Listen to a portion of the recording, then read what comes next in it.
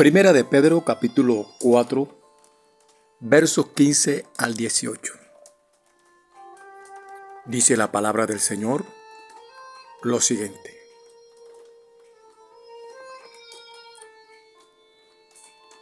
Así que ninguno de vosotros padezca como homicida o ladrón o malhechor o por entremeterse en lo ajeno, pero si alguno padece como cristiano, no se avergüence, sino glorifique a Dios por ello.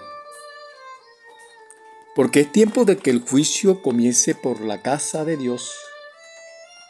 Y si primero comienza por nosotros, ¿cuál será el fin de aquellos que no obedecen el Evangelio de Dios? Y si el justo con dificultad se salva, ¿en dónde aparecerá el impío y el pecador? Bendiciones y bienvenidos una vez más a nuestro devocional con la Biblia abierta. Como siempre, para nosotros es grato decirles que tengan ustedes a bien el recibir este devocional a través de este audio, este video. Y no solamente el recibirlo, sino escucharlo y compartirlo. Damos gracias al Dios del cielo por la vida de cada uno de ustedes y nuestro más sincero deseo es que esta palabra sea de gran edificación para sus vidas y su crecimiento espiritual. Hemos venido compartiendo con ustedes esta serie que hemos titulado La restauración de las puertas. Estamos basándonos allá en el libro de Nehemías, capítulo 3, y estamos compartiendo con ustedes la puerta del juicio basándonos en Nehemías, capítulo 3, versículos 31, y leímos también el verso 32. Ya les compartimos, les comentamos, les indicamos que es un juicio. Y decíamos que esta era la puerta donde se traía ante los ancianos las cosas para ser juzgadas del pueblo. Ellos emitían y dictaminaban un juicio con respecto al caso que se les presentaba. Y estuvimos hablando, compartiéndoles sobre lo que significa o indica restaurar la puerta del juicio. Y que para esto hay que tener una gran madurez y es lo que nos enseña la restauración de la puerta del juicio. Que la puerta del juicio es inspección. Y compartíamos y les decíamos que para poder emitir un juicio, lo primero que tenemos que hacer es analizarnos a nosotros mismos. Les compartimos unas citas bíblicas y allí compartimos cuando el Señor le dice, antes de tratar de quitar la paja que hay en el ojo de tu hermano, mírate a ti mismo, obsérvate y saca la viga que hay en tu ojo para luego poder sacar la paja que hay en el ojo de tu hermano. Eso en cuanto a nosotros mismos. A nosotros como individuos, como personas que queremos emitir o podemos emitir un juicio. Luego estuvimos compartiendo sobre los demás, o emitir un juicio a los demás o a la iglesia. Y le decíamos que allá en Corintios tenían problemas entre sí. Y en lugar de solucionarlos, antes por el contrario los acrecentaban porque había mucha murmuración, pleitos, chismes, etc. Y les decíamos también que a pesar de que era una iglesia llena de dones, tenía algo que no tenía misericordia para enjuiciar. Y tuvo Pablo que tratar de ayudarles a través de los escritos porque se le presentaron muchos inconvenientes y que ellos no tenían la capacidad para poder emitir un juicio. Y encontramos varios casos allí en la iglesia de Corintio. Les decíamos que era una iglesia desordenada. Y como dijera alguien una vez, pobre pastor de la iglesia de Corintio, porque era una iglesia demasiado desordenada, a pesar de estar llena de los dones y aún ministerios que Dios otorga a su pueblo, a su iglesia. Pero como no estamos hablando de los dones ni de los ministerios, pero sí dando un consejo, que antes de procurar buscar un don o un ministerio, procuremos el fruto del Espíritu. Y el fruto del Espíritu nos va a poder ayudar a emitir un juicio con la sabiduría que Dios nos da a través del Espíritu Santo, ya teniendo un cargo, teniendo un don o un ministerio. Ahora, emitir un juicio ante otro, tengo que tener la madurez necesaria para poder emitir un juicio con justicia y con equidad. Y hablábamos de eso, de el juicio viéndonos a nosotros mismos, luego a los demás o a la iglesia. Y entonces quedamos allí en el juicio para el mundo. Y acabamos de leer en Primera de Pedro capítulo 4, versículo 15 al 18. Y aquí vamos a encontrar en estos versículos y vamos a analizar y a ver que son claves al decir que el juicio de Dios comienza por casa. Y es ahí donde tenemos que enfocarnos en que si comienza por casa, es que tenemos que analizarnos nosotros. Y estos textos o este pasaje que acabamos de leer se divide en 3 grupos. Y los 3 grupos son los que están en casa, el impío, el mundo o pecador. Los que están en casa, el impío, el mundo y el pecador. Y voy a volver a leer la cita despacio. Voy a leer el versículo 17 del capítulo 4 de Primera de Pedro. Y el apóstol escribe lo siguiente: porque es tiempo de que el juicio comience por la casa de Dios. Ya sabemos que es un juicio. Y dice que ese juicio va a llegar y es tiempo que comience por la casa de Dios. Ahora el apóstol describe y dice: y si primero comienza por nosotros, o sea, por la iglesia, por la casa de Dios, por nosotros, por mí mismo, por quien tengo que primero analizarme y juzgarme yo, entonces él pregunta: ¿cuál será el fin de aquellos que no obedecen el Evangelio de Dios? Yo no sé si usted hace la comparación que estoy haciendo en este momento.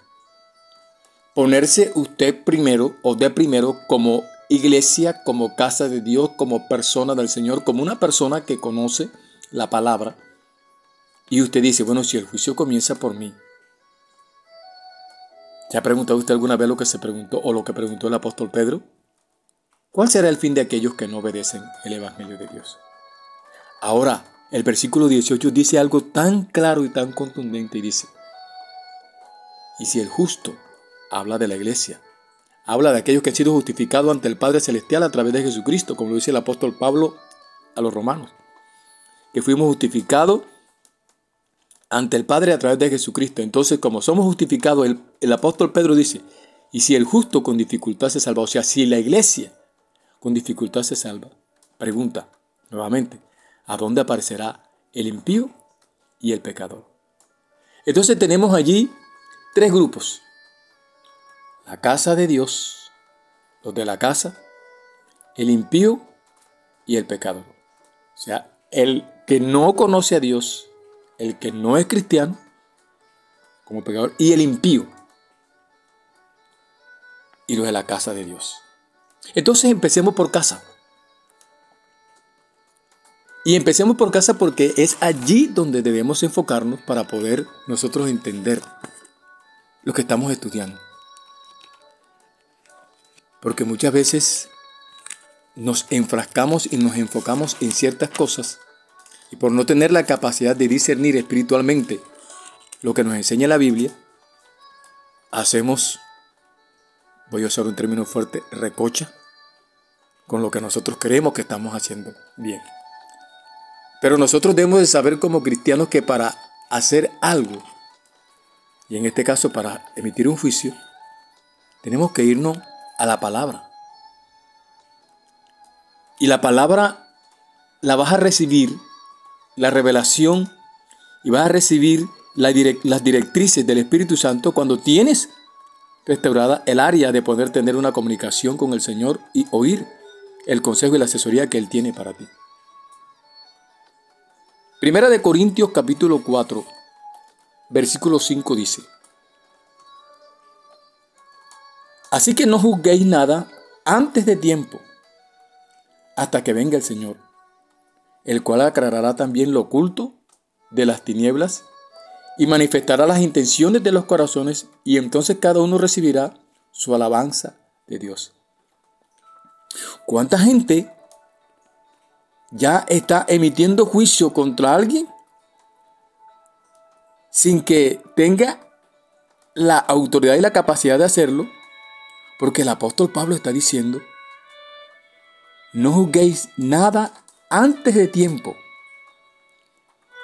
hasta que venga el Señor, porque Él es el que va a aclarar también lo oculto de las tinieblas. Y Él es el que se va a encargar de manifestar las intenciones de los corazones, y entonces cada uno recibirá su alabanza de Dios. Por eso te decía el día anterior, no te afanes, porque si está haciendo o no está haciendo, cada uno tenemos que darle cuenta a Dios. Te decía, tú puedes asesorar, tú puedes instruir, es más, puedes aconsejar. No puedes hacer más, y sobre todo orar por la persona. Pero si la persona, cuando tú le aconsejas, le asesoras, le guías, le instruyes, no toma el consejo, no es problema tuyo. Pero tampoco puedes juzgarle ni señalarle. Tú estás haciendo el trabajo que te está dando la palabra. Ser guía, instruir, asesorar a otro. En 1 Corintios capítulo 4 versículo 5, lo acabamos de leer, se nos dice que Dios sacará lo oculto del corazón para recibir alabanza de parte de Dios. Si alguno se es hallado fiel, recibirá lo que le toca, lo que le corresponde. Y eso tenemos que tenerlo nosotros claro, hermano. Ahora, esto no quiere decir que no fallemos, sino que podamos venir a su presencia a confesar estos pecados para ser perdonados. ¿Qué es lo que dice Primera de Juan, capítulo 1? Y lo dice de una manera tan clara el apóstol Juan. Y dice la Escritura en el capítulo 1 de Primera de Juan, versículos 6 hasta el versículo 10. Si decimos que tenemos comunión con Él, andamos en tinieblas, mentimos y no practicamos la verdad. Pero si andamos en luz como Él está en luz, tenemos comunión unos con otros, y la sangre de Jesucristo, su Hijo, nos limpia de todo pecado. Si decimos que no tenemos pecado, nos engañamos a nosotros mismos, y la verdad no está en nosotros.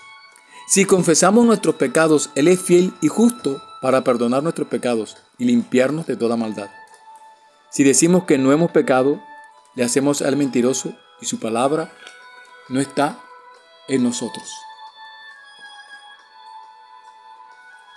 Es hermoso reconocer esto, que nosotros somos personas imperfectas y que hemos llegado ante el Padre Celestial a reconciliarnos con Él a través del sacrificio de Jesucristo en la cruz del Calvario. Y este sacrificio fue hecho para limpiarnos de toda maldad, de todo pecado, a través de la sangre derramada en la cruz del Calvario. Y cada uno de nosotros ha recibido el perdón. Nosotros como la casa de Dios, como iglesia del Señor, pero es necesario que entendamos que el juicio comienza por nosotros. El juicio no va a comenzar por allá afuera. Es a nosotros que el Señor nos va a llamar a cuenta. Y nos va a llamar a cuenta por todo lo que tú menos piensas, por lo que te ha dado, por la vida, por los ministerios, por los dones, por la familia, por todo. Y nosotros estamos en deuda con el Señor a cada rato. Mira lo que dice allá, 2 Corintios capítulo 5, el verso 10.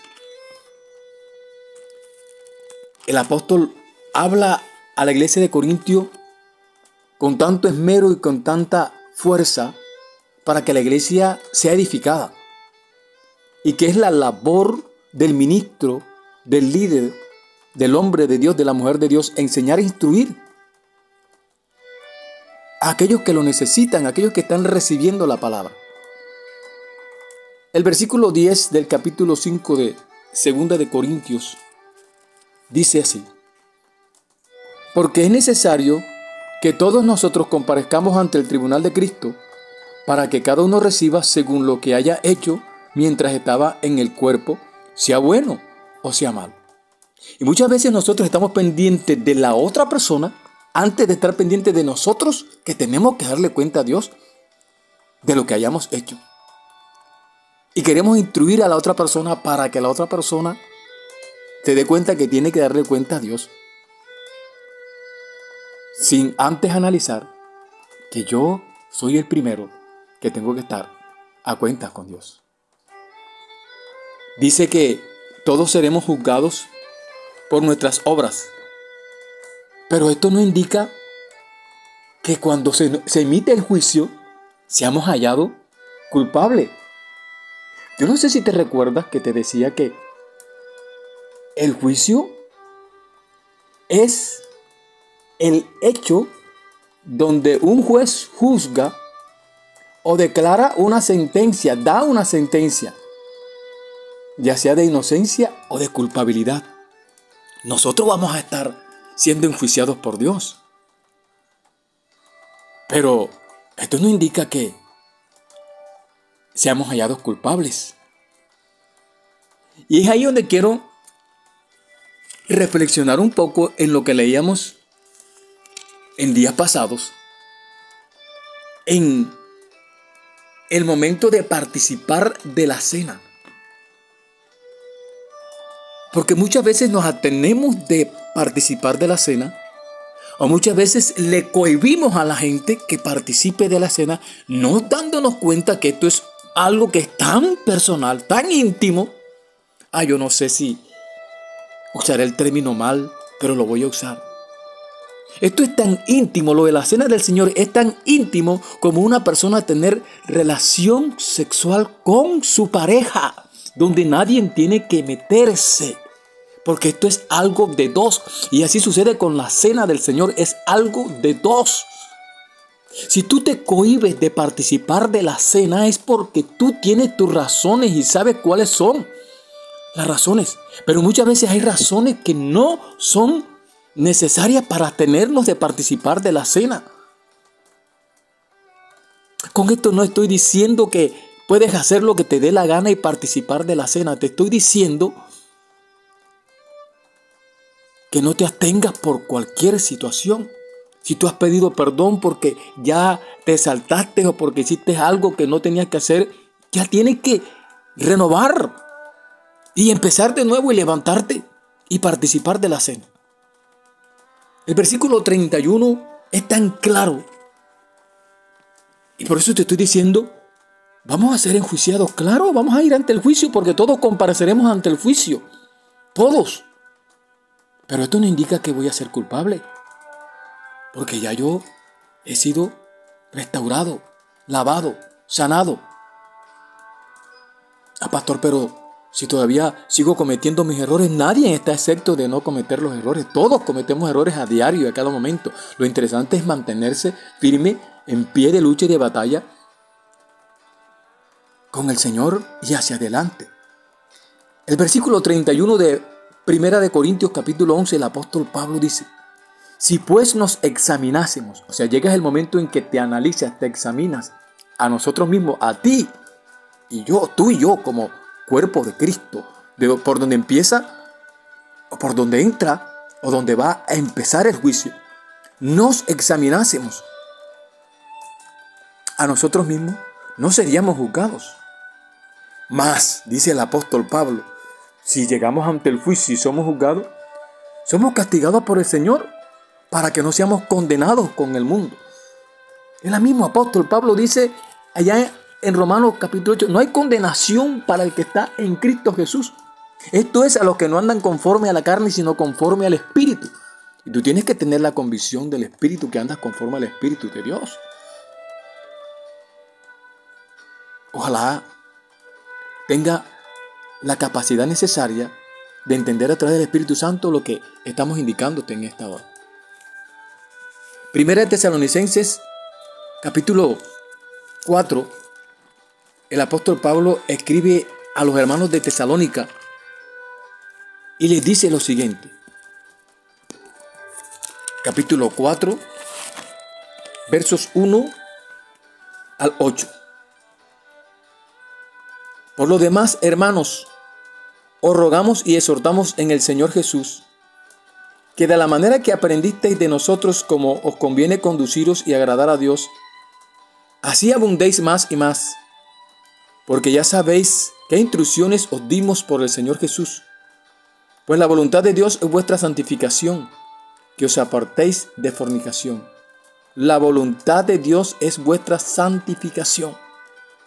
Versículo 4. Que cada uno de vosotros sepa tener su propia esposa en santidad y honor, no en pasión de concupiscencia como los gentiles que no conocen a Dios.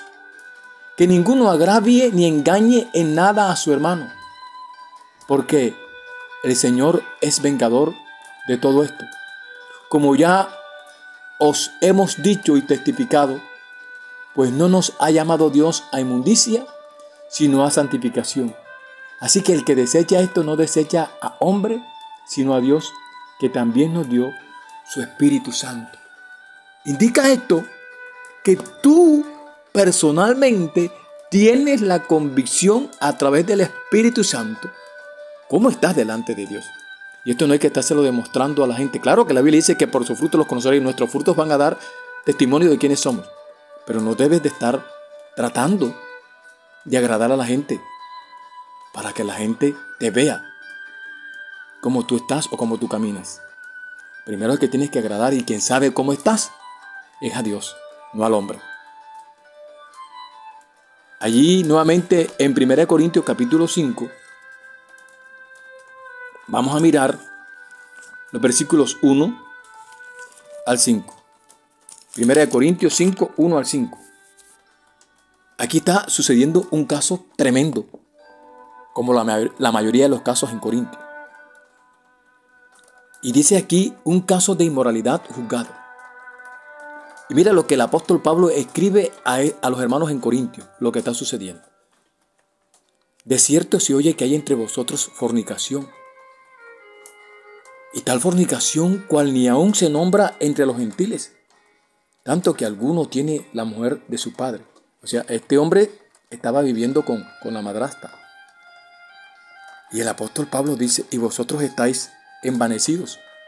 ¿No debierais más bien haberos lamentado para que fuese quitado de en medio de vosotros el que cometió tal acción?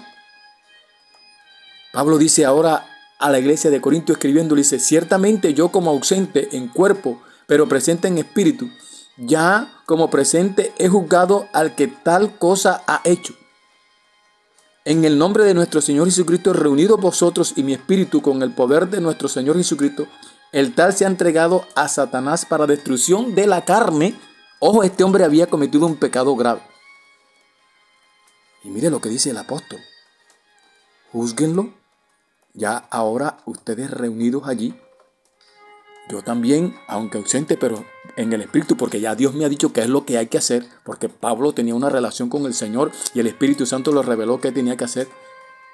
Y entonces dice, el cual se ha entregado a Satanás para destrucción de la carne. Mire lo que sigue diciendo, a fin de que el espíritu sea salvo en el día del Señor Jesús. Ah, bendito Dios. ¿Y cuántas veces nosotros nos hemos condenado tanto el cuerpo como el espíritu y el alma? Y todo junto, sin misericordia. Mientras que la palabra nos dice otra cosa. Amado, amada, yo sé que muchas veces la palabra nos coge y nos parte, por decirlo así, porque es la misma Biblia lo que lo dice. Es como espada y que llega hasta lo más profundo y llega hasta los tuétanos. Y hay cosas que muchas veces no entendemos y por falta de conocimiento, que dice la Escritura, mi pueblo perece. ¿Y cuántas veces nosotros no hemos señalado, no hemos juzgado porque el uno cometió un error, porque cometió un pecado grave? Porque nosotros también clasificamos. Así como decía en días pasados que clasificamos a la gente por estrato social o por lo que llamamos el estrato 1, 2, 3, 4. Ya el que está allá en estrato 0 ni lo miramos. La sociedad ha hecho que nosotros nos... Así hacemos nosotros en la iglesia con el pecado, ¿no? Porque el que miente, no, una mentirita rosada, eso no es nada, pero el que cometió adulterio, ese sí hay que sacarlo. El que cometió cualquier pecado fuerte, grave, ese sí hay que aniquilarlo y acabarlo. Oye, y el que mueve la lengua y revuelve todo el universo con ella, no le dice nada ni le llama la atención, no. Ah, bendito Dios. Nosotros debemos saber, vuelvo y recalco, que vamos a estar ante el juicio por nuestras obras, pero esto no indica que seremos hallados culpables, ya que la sangre de Cristo nos limpia de todo pecado. Ya les acabo de dar los ejemplos de la cena, los hermanos de Tesalónica y el problema que había en Corinto. Isaías capítulo 1, verso 16, dice lo siguiente. Vamos a estar leyendo Isaías, el capítulo 1, los versículos 16 al 20. Y dice la Escritura lo siguiente.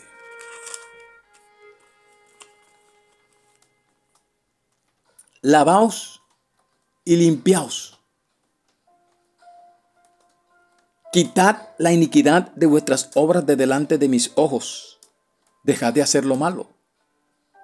Aprended a hacer el bien, buscad el juicio, restituid al agraviado, haced justicia al huérfano, amparad a la viuda. Venid luego, dice Jehová, y estemos a cuenta. Si vuestros pecados fueren como la grana, como la nieve serán emblanquecidos. Si fueren rojos como el carmesí, vendrán a ser como blanca lana. Si quisiereis y oyereis, comeréis el bien de la tierra. Si no quisiereis y fuereis rebeldes, seréis consumidos a espada, porque la boca de Jehová lo ha dicho. Segunda de Timoteo, capítulo 4, versos 6 y 8. Y dice la palabra lo siguiente. Timoteo, capítulo 4, versículos 6 al 8. Segunda de Timoteo. Porque yo ya estoy para ser sacrificado y el tiempo de mi partida está cercano.